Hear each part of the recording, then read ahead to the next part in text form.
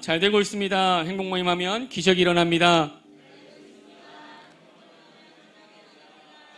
네, 행복 모임하면 기적이 일어납니다. 아멘.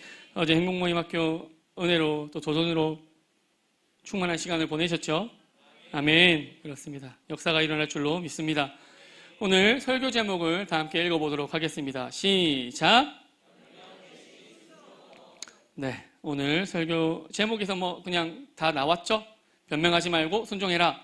이렇게 마치면 참 좋을 텐데, 네, 말씀을 들으시는 여러분보다 제가 더 좋을 것 같습니다.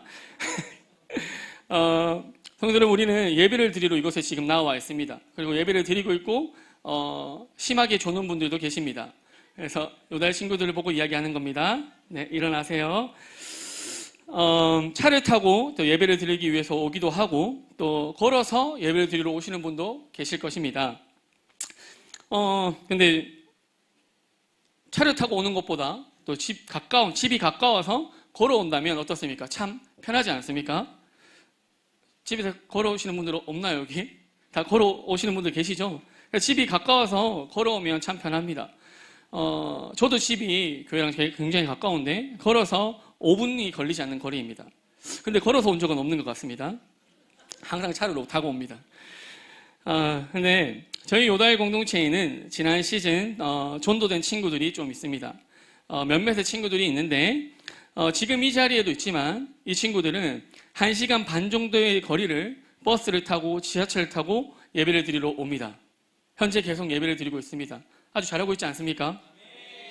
어떤 친구는 북구에서 오고 또 어떤 친구는 하양에서 옵니다. 그리고 어떤 친구는 자인에서 옵니다. 이 친구들이 나이가 고등학생 이런 친구들이 아니고 중1, 중2입니다.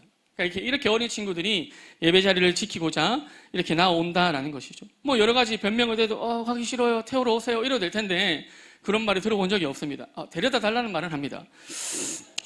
데려다 주세요 하면서 저기 문 앞에서 이러고 있거든요. 제가 그러면 데려다 줄게 이러고 데려다 주고 이렇게 하는데 하여튼 멀다 못 오겠다 하며 여러 가지 변명을 대도 괜찮을 법한 상황이죠. 그런데 변명을 대지 않고 예배 자리로 나오는 모습을 보면 참 기특하고 또 멋있는 것 같습니다.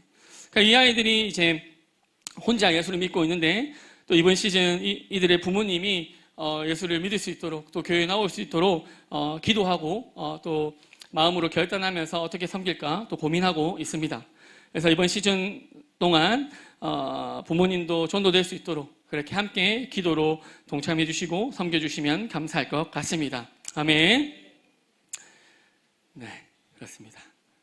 성도 여러분, 오늘 우리는 변명이라는 주제를 가지고 하나님의 말씀을 나누고자 합니다.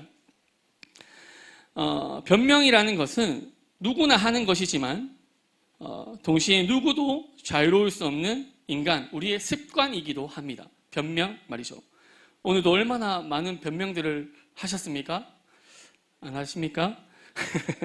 아이들이 숙제를 안 하거나 공부를 안 하면 시간이 없었어요, 연필이 없었어요, 말도 안 되는 소리를 하죠. 그리고 엄마가 공부하라고 말 안 해줬어요 이렇게 말하고 엄마는 그럴 리가 없습니다. 그리고 학생들은 시험을 망치면 문제가 너무 어려웠어요, 시간이 부족했어요 이렇게 하며 변명을 하죠. 그리고 직장인들은 또 직장에서 문제가 생기고 또 지각을 하고 그러면 교통이 차 한 개도 안 막히는데 차가 너무 막혔어요 이렇게 말을 하면서 변명을 합니다. 또 컴퓨터가 오류가 났습니다 이러면서 변명을 하죠. 둘러댑니다. 이렇듯 우리의 삶은 모든 영역에서 변명을 입에 달고 살아간다는 것이죠. 그런데 문제는 이 변명이 단순히 일상에서 끝나는 것이 아니라 하나님의 부르심, 하나님의 말씀 앞에서도 동일하게 나타난다는 사실입니다.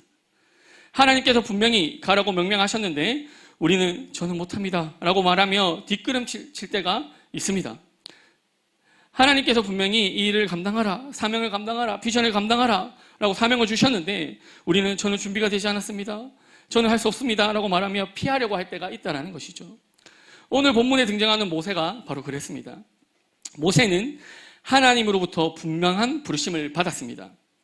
떨기나무 가운데 들려오는 하나님의 음성이 분명했죠.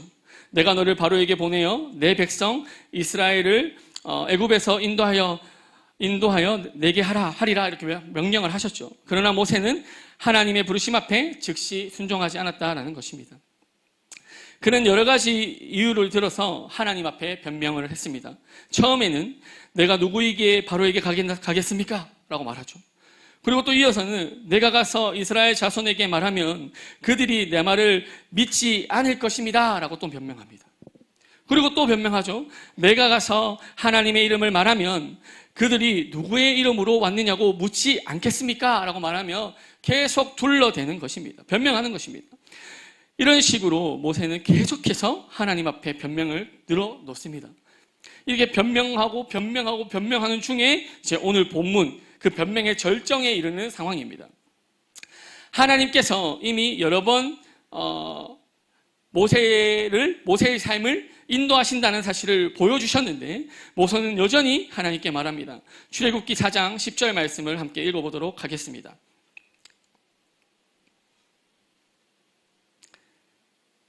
다 같이 함께 읽어보겠습니다. 시작.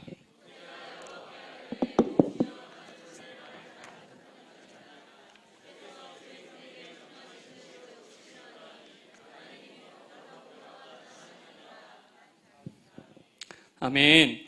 성도 여러분, 모세의 이 고백은 겉으로는 겸손해 보이지만 실제로는 하나님의 부르심을 회피하라는 변명이었습니다. 모세는 자신이 말을 잘하지 못한다고 주장하고 있습니다. 그러나 사실 모세는 애굽의 궁정에서 40년을 자라난 사람입니다. 40년을 있었던 사람이죠. 궁정에서. 그래서 사도행전 7장 22절에 보면 스데반 집사는 이렇게 말합니다. 다 같이 한번 읽어볼까요? 다 같이 시작.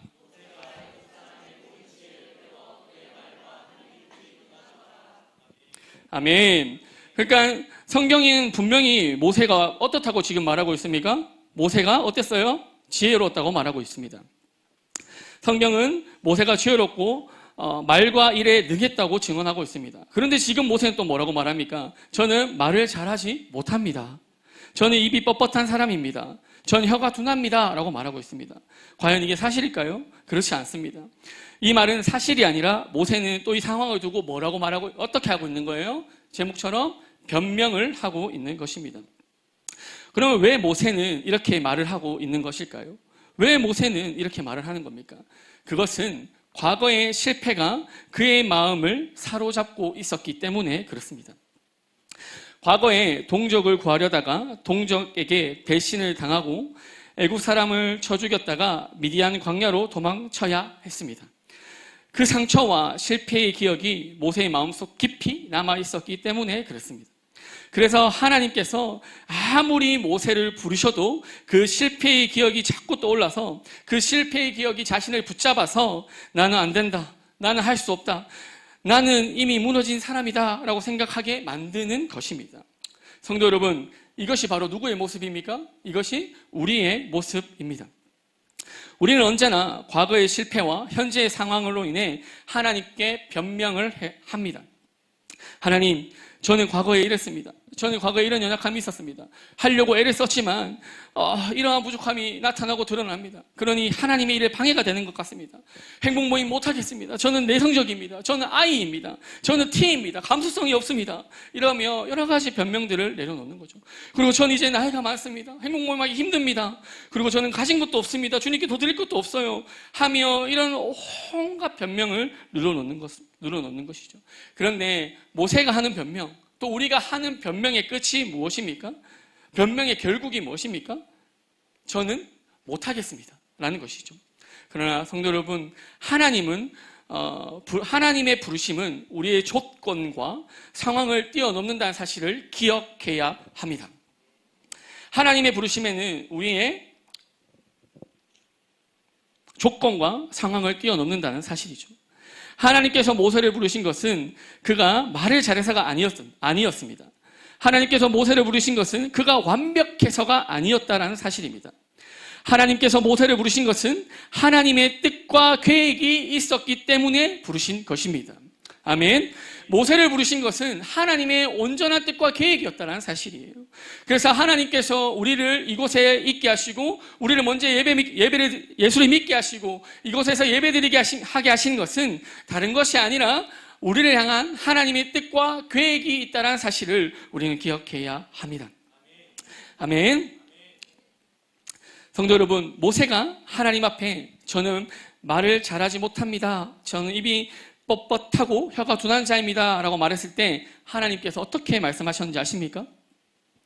출애굽기 4장 11절에서 12절 말씀을 한번 읽어보겠습니다. 다 같이 시작.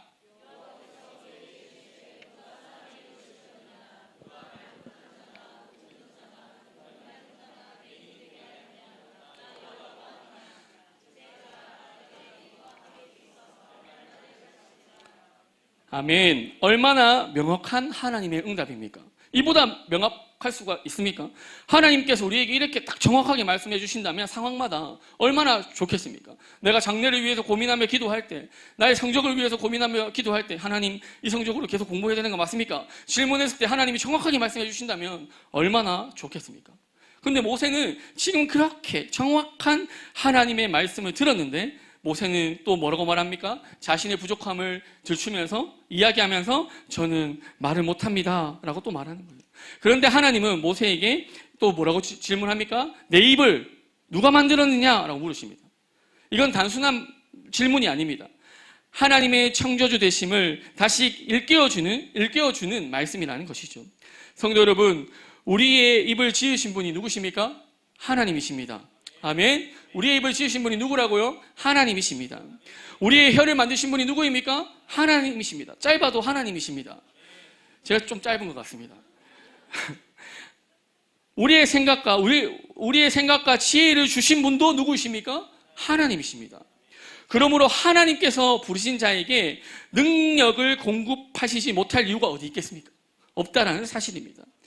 모세가 말재주가 없어서 쓰임받지 못하는 것이 아니라 하나님께서 그와 함께 하신다라는 사실을 하나님께서 그와 함께 하시기 때문에 이 모세는 쓰임받는 인생이 되어졌다라는 사실입니다. 하나님의 부르심은 우리의 능력보다 크다는 사실이죠. 이것을 우리의 마음에 새겨야 합니다. 아멘. 우리는 늘 저는 부족하다라고 말하지만 하나님은 내가 함께 한다라고 말씀하십니다. 우리는 저는 못합니다라고 말하지만 하나님은 내가 가르친다, 내가 너와 함께한다, 내가 너를 돕는다라고 말씀하십니다. 우리는 저는 준비가 되어 있지 않습니다라고 말하지만 하나님은 내가 사용한다라고 말씀하십니다. 이것은 단지 모세에게만 해당되는 것이 아닙니다. 성경 속 수많은 인물들이 이런 동일한 경험을 했다는 것이죠. 예레미야를 보면 예레미야 1장 6절에서 그는 이렇게 말합니다. 슬프도소이다. 주 여호와여 보소서 나는 아이라 말할 줄을 알지 못하나이다. 이렇게 이야기하죠. 그 역시 모세와 같은 변명을 했습니다. 그러나 하나님은 그에게 이렇게 응답하셨습니다. 너는 아이라 말하지 말라. 내가 너와 함께하여 너를 건지리라 하셨습니다. 아멘. 이게 우리 하나님이십니다. 또 기도원을 보십시오. 사사기 6장을 보면 하나님께서 그를 부르실 때 그는 이렇게 말하죠. 나는 므낫세 중에서 가장 약한 자요. 나는 내 아버지 집에서 가장 작은 자입니다 라고 말했어요.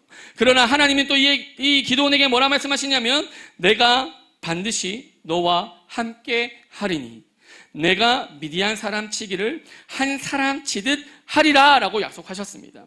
아멘. 하나님이 약속하신 이 약속의 말씀은 이들을 향한 약속의 말씀이 아니라 우리를 향한 동일한 약속임을 믿어야 할 줄 믿습니다. 아멘. 성도 여러분, 하나님께서 쓰시는 사람은 능력이 많아서 쓰임받는 것이 아니라 하나님이 함께 하시기에 쓰임받는다는 것입니다. 하나님이 함께 하시기 때문에 쓰임받을 수 있다는 것이에요. 그러니 예수를 믿는 우리에게 하나님이 어떻게 하십니까? 함께 하시죠. 그러니 하나님이 우리를 들어 사용하시는 것입니다. 그러므로 오늘 이 말씀은 우리에게 우리의 생각과 마음에 들려옵니다.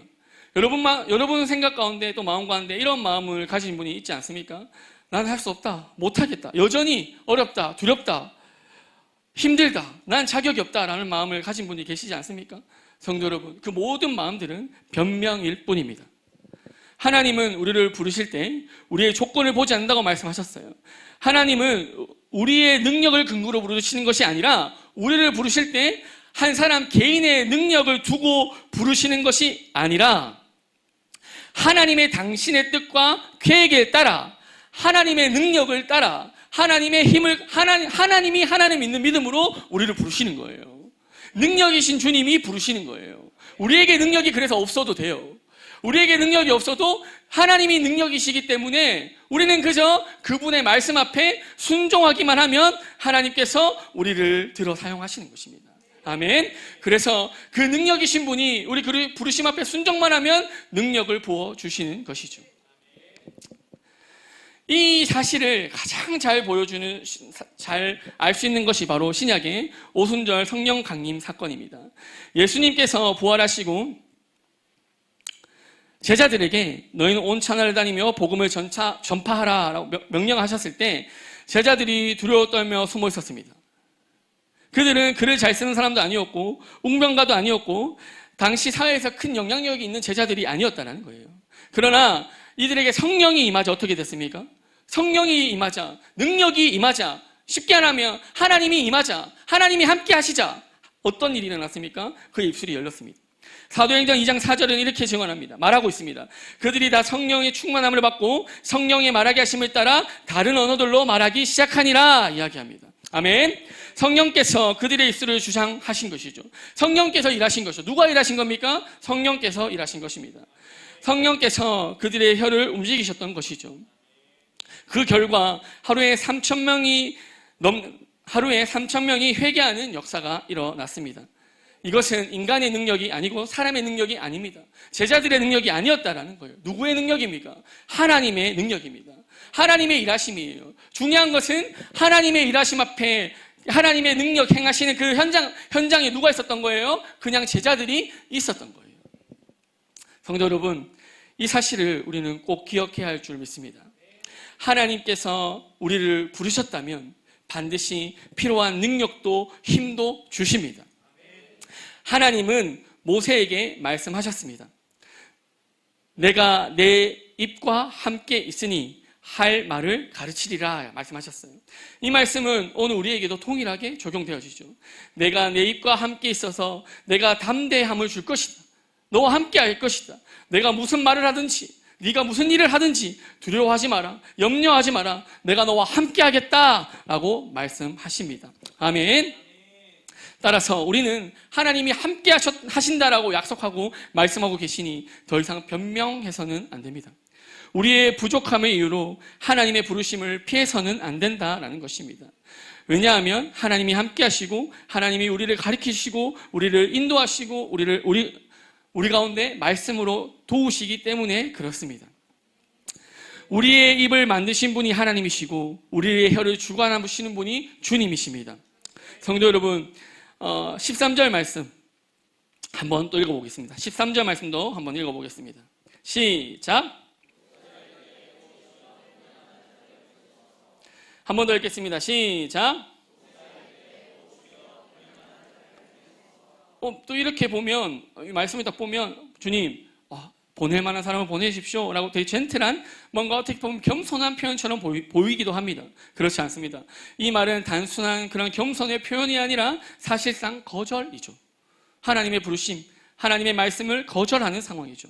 앞에서는 저는 말 못하는 사람입니다. 라고 이유를 대고 변명을 했지만, 이번에는 아예 대놓고 저는 못하겠습니다. 저 말고 어떻게 하라는 겁니까? 능력 많은 다른 사람을 보내십시오. 라고 말하고 있는 것입니다. 모세의 마음 깊은 곳에 자리 잡고 있었던 것은 무엇입니까? 두려움이었습니다. 그 두려움이 이제는 숨겨놓았던 마음속에 있던 두려움, 앞서 말씀드렸던 두려움, 실패로 인해서 이전에 과거의 그런 어려움으로 인해서 갖고 있던 마음속의 두려움을 이제는 겉으로 드러내는 거죠. 못하겠습니다 라고 말하고 있는 겁니다. 그런데 14절 말씀을 한번 또 읽어볼까요? 14절 말씀도 읽어보겠습니다. 다 같이 시작.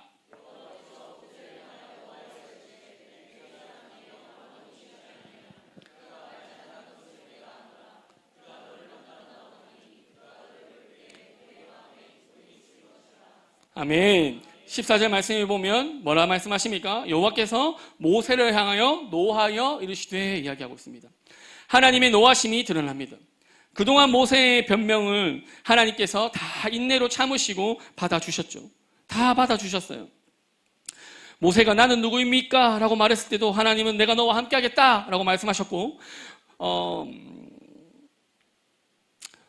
나는 말을 잘 못하는 사람입니다 라고 했을 때도 하나님은 내가 내 입과 함께 하겠다 라고 하셨고, 하지만 이제 모세가 뭐라 합니까? 저 말고 다른 사람을 보내소서 라고 이야기하자 하나님의 진노가 임한다는 것입니다. 여기서 중요한 사실 하나는, 변명은 결국 어디로 이어집니까? 불순종으로 이어진다라는 사실입니다. 처음에는 그럴듯한 이유로 포장이 되고 포장합니다. 제가 능력이 없어서요, 제가 말주변이 없어서요, 제가 경험이 없어서요 라고 말하지만 그 속을 들여다보면 사실은 하기 싫은 마음, 순종하지 않으려고 하는 마음이 내 속에 자리 잡고 있기 때문에 이렇게 변명을 늘어놓게 되는 것이죠. 그래서 하나님이 변명할 때는 오래 참아주시지만 끝까지 거절할 때는 거절하는 그에게 하나님이 노하시고 분노하시는 것입니다. 성도 여러분, 그러나 하나님의 이 분노가 무섭다 이게 아니라 하나님의 이 노함이 우리에게 어떠한 측면에는 축복인 것입니다. 왜냐하면 하나님이 왜 우리에게 분노를 하십니까? 왜 나에게 분노를 하십니까? 그냥 제껴도 되잖아요. 왜 나에게 분노하시는 겁니까? 하나님이 반드시 누구를 통해서 일하고 싶기 때문에 그런 겁니까? 나를 통해서 일하고 싶으시기 때문에 노하시는 겁니다. 아멘. 우리 아들이 잘 됐으면 좋겠으니까 노하시는 겁니다. 우리 아들이 쓰임받았으면 좋겠으니까 노하시는 겁니다. 잘 되라고, 잘 하라고. 이것이 은혜인 것이죠. 성도 여러분, 혹시 우리 안에도 하나님에 대한 이러한 태도가 있지 않은지 살펴보아야 합니다. 돌아봐야 하는 것입니다. 하나님이 우리를 부르실 때 여러 이유를 내세웠지만 사실은 마음속 깊이 순종하기 싫은 마음이 있지 않습니까? 순종하기 싫은 마음이 있지 않습니까? 그 마음이 하나님 앞에 드러날 때 하나님은 노하시는 것입니다. 왜냐하면 하나님께 불순종하는 것은 단순한 거절이 아니라 하나님의 뜻을 거스르는 거기 때문에 그런 것입니다. 여러분, 성경은 우리에게 하나님께서 진노하실 때가 있음을 분명히 말하고 있어요. 진노하세요. 하나님은 인격적이신 분이에요. 하나님은 아버지셔요. 하나님도 진노하신다는 거예요. 그러나 하나님은 오래 참으시지만 끝까지 불순종할 때는 하나님 진노하십니다. 사사시대를 보면 이스라엘 백성이 계속해서 우상을 섬기고 하나님의 말씀을 듣지 않고 거스르자 하나님을 진노하셔서 그들을 이방 나라의 압제 아래에 넘기셨죠. 그러나 동시에 하나님은 그들의 부르짖음도 들으시고 또 사사를 세워서 구원하셨죠. 이 하나님의 사랑이지 않습니까? 성도 여러분, 우리 모두는 모세의 모습 속에서 또 우리 자신의 모습을 보아야 하고 보게 됩니다. 하나님께서 가라하실 때 우리는 저는 누굽니까? 라고 말합니다. 하나님께서 내가 함께한다 하실 때 우리는 저는 말이 두답니다. 잘 모르겠습니다. 라고 말합니다. 하나님께서 내가 내 입과 함께한다 하실 때 우리는 다른 사람을 보내소서 라고 합니다. 그러면 그때 하나님이 진노하시는 것입니다. 우리는 이러한 불순종을, 이러한 변명을 멈춰야 합니다. 하나님의 진노를 경험하기 전에 우리의 마음을 돌이켜야 합니다. 하나님 앞에서 변명하지 말고 솔직히 인정해야 합니다. 어떻게 인정해야 합니까? 주님, 사실 두렵습니다. 저는 부족합니다. 그러나 주님이 함께 하신다면 제가 가겠습니다. 주님이 함께 하신다면 해보겠습니다. 주님 도와주십시오. 저의 연약함을 도와주십시오. 라고 고백해야 합니다. 이 고백에 뭐가 대단한 게 있습니까? 그러나 이 고백이 믿음이요, 이 고백 속에 하나님의 능력이 임하게 되는 것입니다. 성도 여러분, 우리의 하나님은 우리의 두려움까지도 아십니다. 우리의 두려움을 아세요. 모세가 두려워했을 때 하나님이 어떻게 하셨습니까? 막 두렵다, 변명하고 여러 가지 말을 할 때 하나님은 진노하시지만 모세를 버리는 것이 아니라 하나님은 그의 형 아론을 동역자로 세워주셨습니다. 하나님은 진노하시면서도 여전히 은혜를 베푸시죠. 이것이 은혜인 거죠. 우리는 변명으로 인해 하나님의 진노를 사는 자리에 머물러서는 안 됩니다. 오히려 그 자리에서 은혜를 붙잡고 믿음으로 우리가 순종하며 나와야 할 줄로 믿습니다. 아멘. 성도 여러분, 이제 마지막 절 이제 한번 보면, 말씀을 한번 보면, 하나님께서 모세에게 진노하시며 말씀하시지만 동시에 은혜를 베푸시는데 15절 말씀 한번 읽어봅시다. 시작.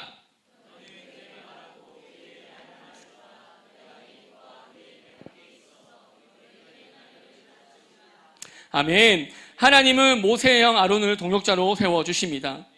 모세가 말을 잘 못한다는 약점을 가졌지만 하나님은 그 약점을 보완해 주시는 동역자로 동역자를 붙여주신 것입니다. 아론은 말을 잘했습니다. 그래서 하나님은 아론을 모세의 대변자로 세워주신 것이죠. 이것이 은혜인 것입니다. 이와 같이 하나님은 우리의 연약함도 아신다라는 사실이죠. 하나님은 우리의 연약함을 아십니다. 아멘.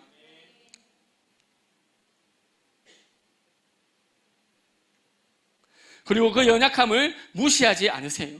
오히려 그것을 채워주시고 혼자 감당할 수 없을 때 함께할 동역자를 붙여주시는 것이죠. 모세에게 아론을 붙여주셨듯이 오늘 우리 교회, 기도하는 우리 교회, 영으로 충만한 우리 교회, 그리고 셀 가족 모임 허락해 주셨습니다. 셀 가족들을 허락해 주셨다는 사실입니다. 성도 여러분, 하나님은 홀로 일하지 않게 하십니다.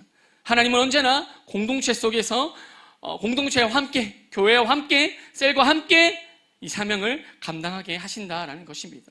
전도를 할 때도, 행복 모임을 할 때도, 사역을 할 때도 하나님께서 공동체로 함께 하시고 하나님께서 은혜를 더하여 주시고 함께 힘을 다해 나아갈 수 있도록 능력을 더해 주십니다. 아멘.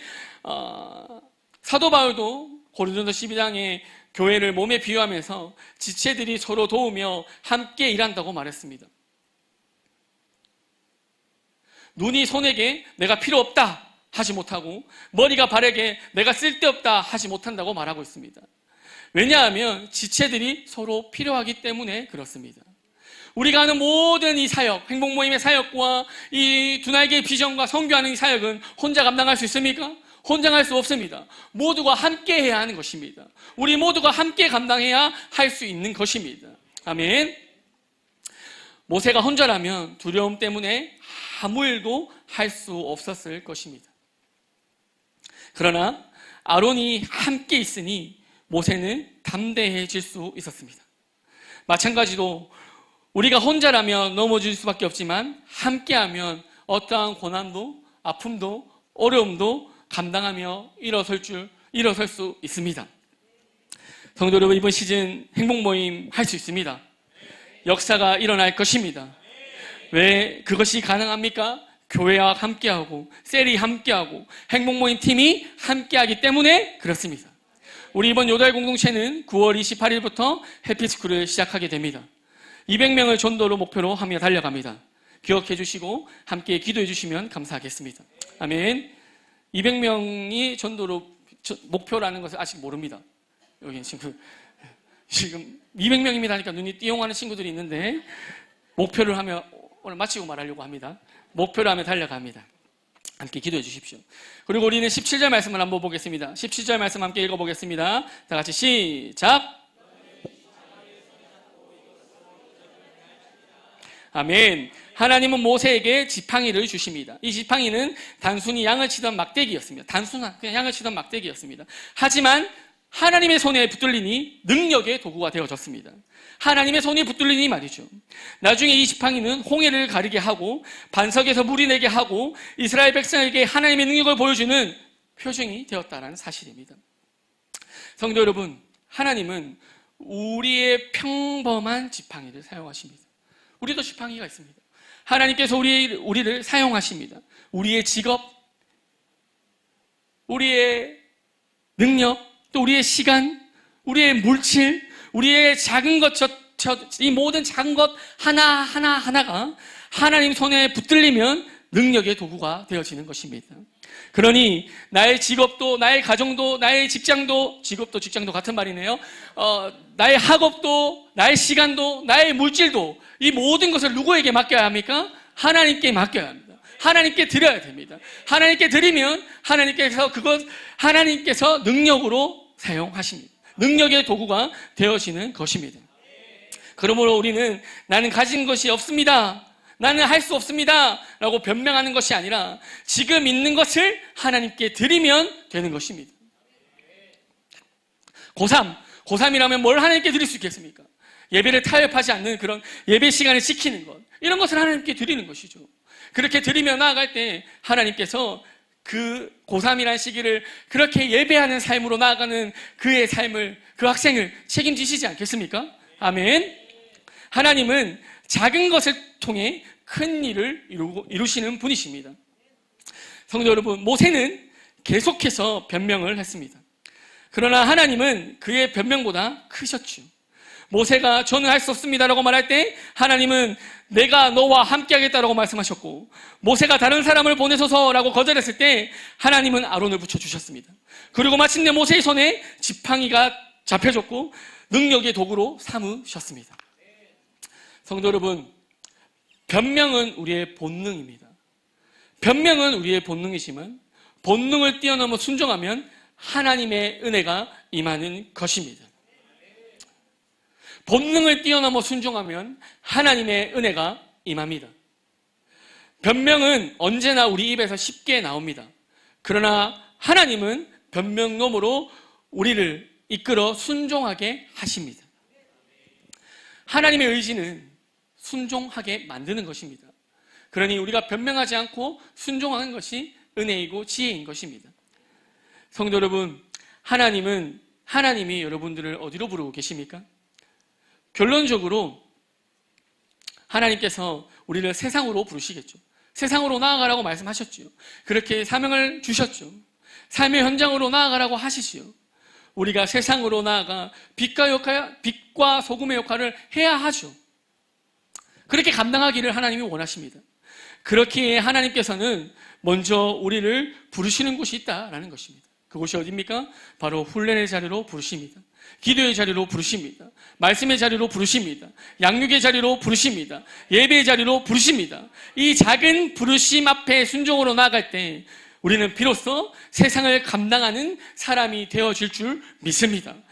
이렇게 작은 우리의 능력이 부족하다 말하는 것이 아니라 기도의 자리를 찾고 5분이든 10분이든 기도하려고 몸부림치고 애쓰고 말씀의 자리로 나오려고 애쓰고 양육을 받으려고 애쓰고 그렇게 할 때 우리가 세상을 감당하는 사람이 되어진다는 것입니다.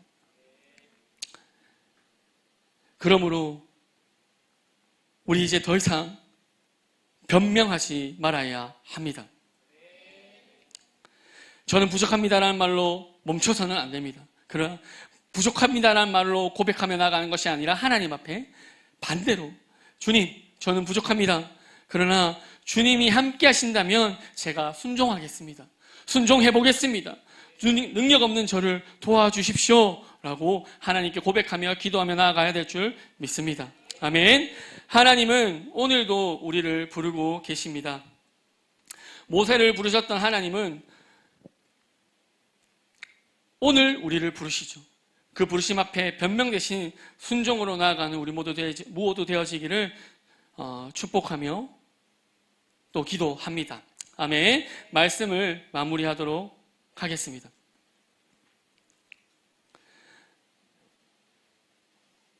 말씀을 준비하면서 생각을 한번 해보았습니다. 말씀을 준비하면서 생각을 해보니까 삶 가운데, 사역 가운데 참 많은 변명을 하고 있다는 사실을 발견하게 되었습니다. 사역을 안 하는 건 아니니까요. 하잖아요? 합니다. 신방도 가고 행복모임도 하고 에피스쿨도 열고 되게 하니까 잘하고 있는 줄 착각하고 있어요. 그런데 돌아보면 되게 비겁하게 변명하고 숨고 하고 있는 나의 모습을 발견하게 됩니다. 성도 여러분, 변명의 열매가 있다는 사실을 아십니까? 변명의 열매, 불순종의 열매가 나타나게 되는 거죠. 나의 귀찮음, 나의 변명으로 인해 하나님 주신 맡긴 사역과 하나님 나에게 주신 비전과 사명을 감당하지 않을 때 나의 부족함이라는 그런 말 뒤에 숨어서 나아가지 않을 때 하나님 내게 맡겨주신 영혼들은, 하나님 내게 맡겨주신 청소년들은, 하나님 내게 맡겨주신 셀은 고통받는 것입니다. 나로 인해 세워주신 자리에서, 불러주신 자리에서 순종하지 않을 때, 변명할 때 누군가는 고통받고 있다는 사실을 말씀을 준비하며 알게 되었습니다.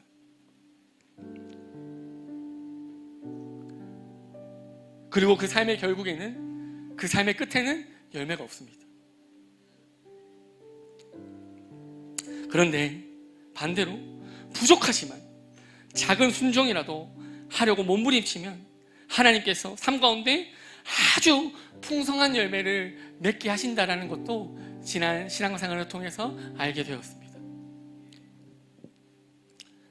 성도 여러분, 변명 대신 순종으로 나아가 모세가 홍해를 가르는 기적을 경험하고 기적을 행했던 것처럼 우리의 삶 가운데도 홍해가 갈라지는 놀라운 기적이 일어납니다. 뭐 할 때 이 기적은 일어납니까? 변명 대신 순종하며 나아갈 때 이 기적은 일어나게 되는 것입니다. 그래서 우리 오늘 말씀을 듣고 또 함께 한 주를 살아갈 때 습관처럼 못합니다. 어렵습니다. 훈련 빡셉니다. 행복 모임 너무 힘듭니다. 공부해야 됩니다. 직장 다녀야 됩니다. 피곤합니다. 이러한 변명을 내어놓는 것이 아니라 피곤한데 해보겠습니다. 피곤한데 가보겠습니다. 피곤한데 기도해 보겠습니다. 피곤한데 말씀 한번 읽어보겠습니다. 피곤한데 마음을 내보겠습니다 라고 하며 나아가는 여러분 모두 되어져서 한 주간 하나님이 일하시고 행하시는 놀라운 기적을 경험하는 여러분 모두 되시기를 소망하며 기도합니다. 아멘. 기도하겠습니다.